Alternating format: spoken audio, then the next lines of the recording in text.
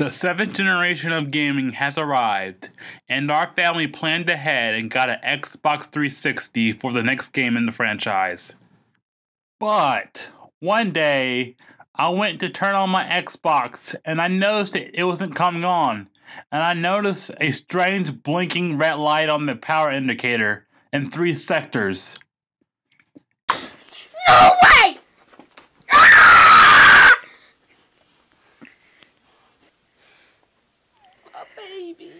My baby. It turned out my $400 brand new system had a hardware failure, which would later be named as the Red Rings of Death. I was devastated, and to add salt to the wounds, a couple of months later, this trailer came out.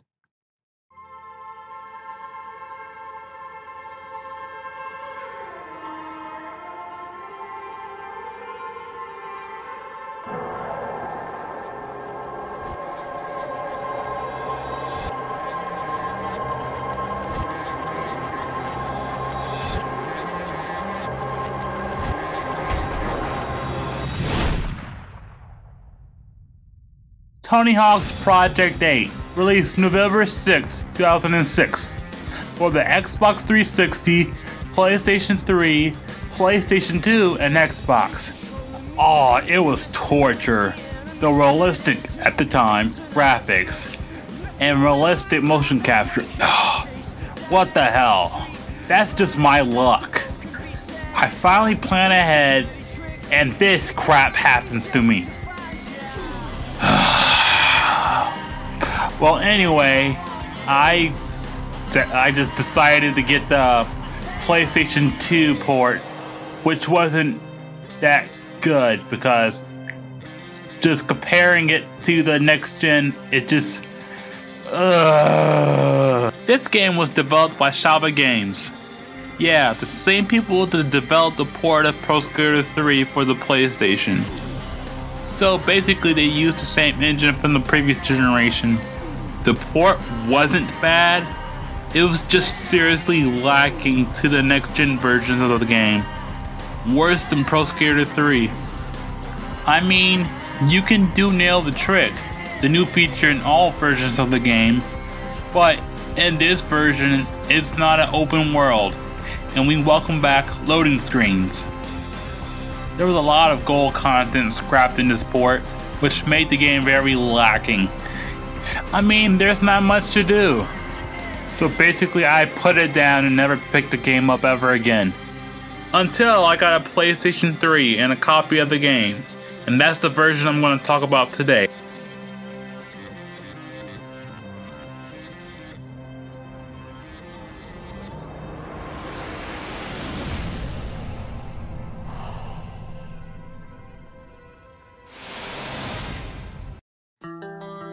Tony Hawk's Project 8 returns to its Tony Hawk's Pro Skater 4 roots as you create a skater based off these archetypes: a punk skater, urban skater, kid skater, Rastafarian skater.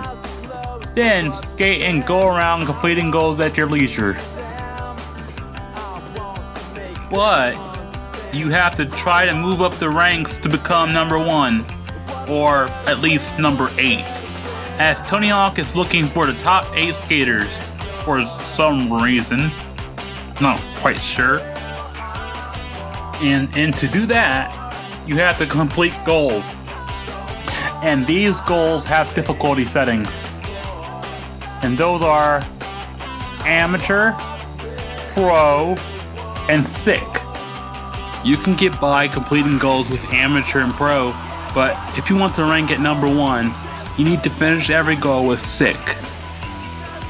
If I had to describe Project 8 on the PlayStation 3 compared to the PlayStation 2 version, it's Director's Cut because it has more content. Not much, but it definitely highlights how much the port was lacking. With the open world, bail missions where you have to bail and rack up your hospital bill. Online mode is exclusive to Xbox 360 this time around because PSN did not exist at the time. Nail the trick is pretty simple. Click both analog sticks and flip the board around by moving the analog in different directions. Better yet, let me show you. When I say let me, I mean Rodney Mullen.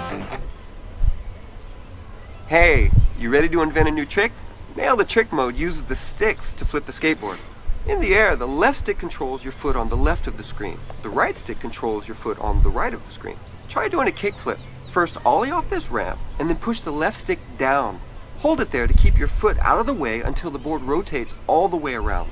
When the grip tape is pointing up again, release the stick to put your foot back on the board and land. As for the soundtrack, it's pretty good.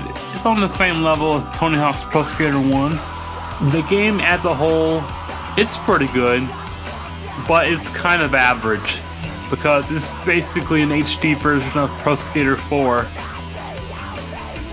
At least that's what I think. In 2007, Neversoft was chosen to develop the third Guitar Hero game, Guitar Hero 3: Legends of Rock, which met with high praise. Yeah, everyone at Studio 41 remember this game. Ah, good times, good times. With the success of that game, Neversoft became the main developer of the Guitar Hero franchise. So that means they were in charge of two highly successful video game franchises at the same time.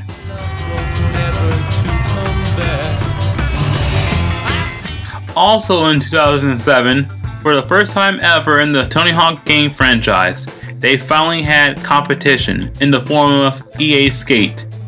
I mean, they had skateboarding games in the past trying to be like Tony Hawk, but none of them seemed to match them or outdo them.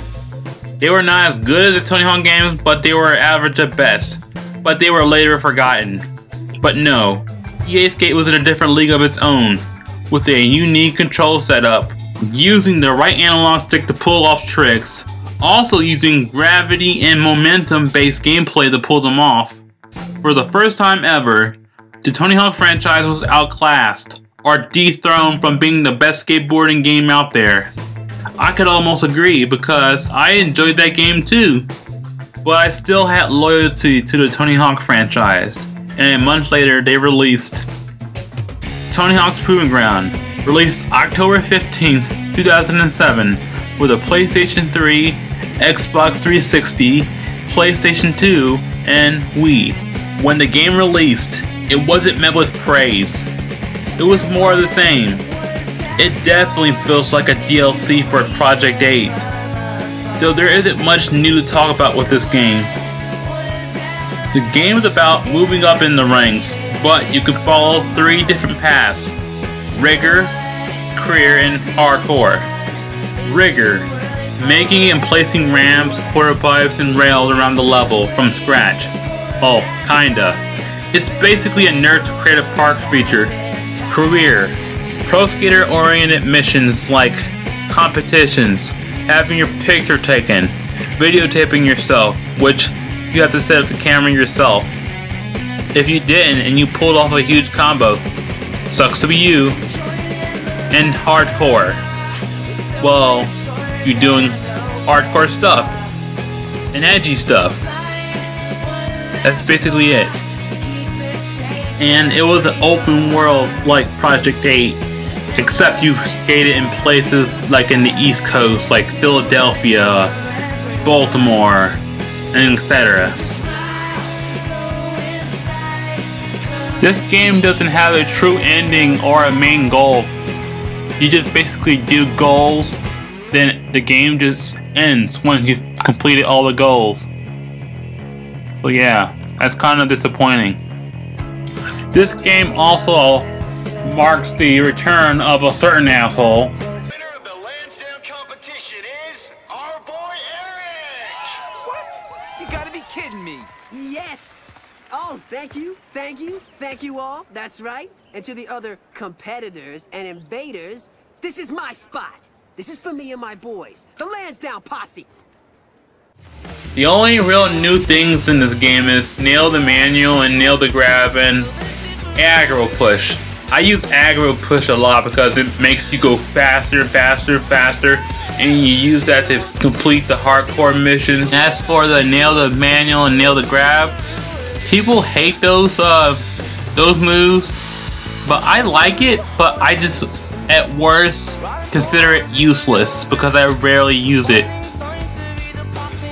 Another complaint is that the levels are too bland and boring, and they're too gray.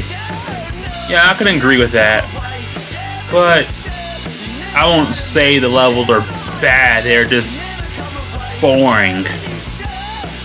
And about the soundtrack, I barely remember it because I barely played this game because reasons, I don't know. But overall, I think this game is okay. I like it. Some people don't. I can understand that. People say it's the worst Tony Hawk game developed by Neversoft, but it's there. I like it. Yeah. Unfortunately, this will be the last game to be developed by Neversoft, as they would focus on the Guitar Hero franchise. And after they milked that cow dry, the company would later close down and join with Infinity Ward. It's been a good 9 years, and even better 9 games, but it only goes down from here.